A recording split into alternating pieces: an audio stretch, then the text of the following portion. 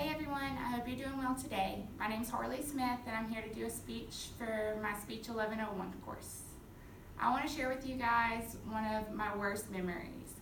I was hospitalized back in 2017 for an infection that started in my urinary tract and ended in my bloodstream. Once an infection hits your bloodstream, there's a very good chance that you could lose your life. I've been paralyzed a little over 3 years and I have to use a catheter to drain my bladder. Because I have no control of my bladder at all, there will be no other means to urinate besides a catheter. Today I'd like to inform you how to use a catheter and not get a urinary tract infection. I believe everyone should know how to use a catheter because you really never know where life might take you.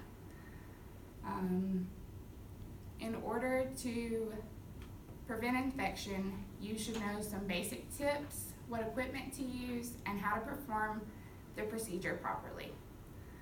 Some basic tips you might want to take into account before you insert your first catheter is that you should wash your hands thoroughly throughout the day and before the procedure. The cleaner your hands, the less likely you are to get an infection. This goes the same way with personal hygiene. Overall cleanliness is gonna lessen the amount of germs that could go inside your body when you insert the catheter. I've used trial and error for a lot of my experiences, and I've found that I react best to an antimicrobial soap called Hibiclens. This may not be true for everyone. Some people may do better with an antibacterial soap versus Hibiclens. It just depends on who you are, and it'll take your own personal trial and error to figure it out. Overall cleanliness is going to be a huge factor in catheterization. And now that we've talked about some basic tips you should know, we're going to go on to talk about what equipment you need to use. The equipment you need to use to drain your bladder is very important. There's different types of catheters that range from intermediate catheters to indwelling catheters. An intermediate catheter is going to allow you to drain your bladder multiple times whenever your doctor says is necessary. An indwelling catheter has a tube with a balloon-like structure that holds the catheter inside your bladder. Somebody that couldn't use their hands to perform the procedure by themselves daily may use the indwelling catheter versus the intermediate catheter. I personally use an intermediate catheter, and I cath up to 6 times a day as directed by my doctor. Everyone is going to be a different size. Usually men and women range between a 12 and 14 French.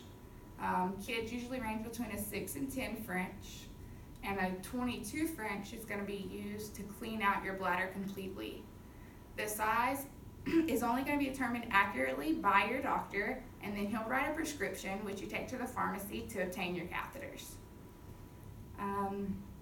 Without the proper equipment, you cannot drain your bladder at all.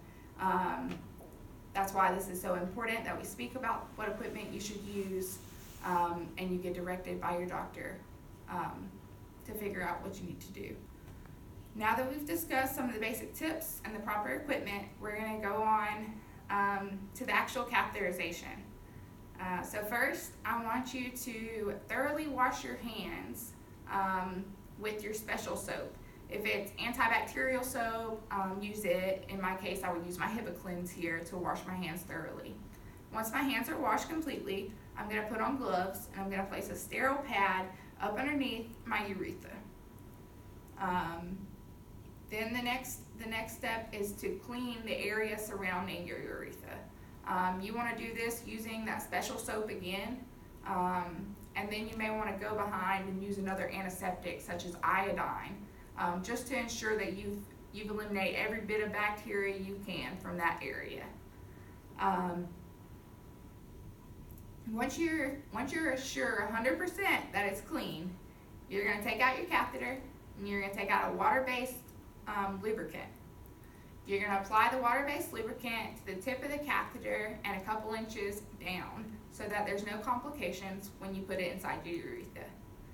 For a woman, at this point, you're going to need a mirror in order to see where you're putting the catheter. You want to make sure that you have a clear view before going to insert. For a man, it's going to be a whole lot simpler. There's only one hole. There's no way to miss. If you insert your catheter and you do not see urine draining in, then you know that you have done it incorrectly and have missed the hole. At that point, you must start completely over. You must clean your hands, your urethra, everything all over again, and start with a new catheter. Catheters are not to be used twice, and once you've missed, you've introduced a whole new strand of bacteria into that catheter. So if you place it inside your urethra, you are bound to get an infection. Now I've informed everyone of how to use a catheter while trying to prevent infection. I hope y'all learned something here, and I hope y'all have a great day.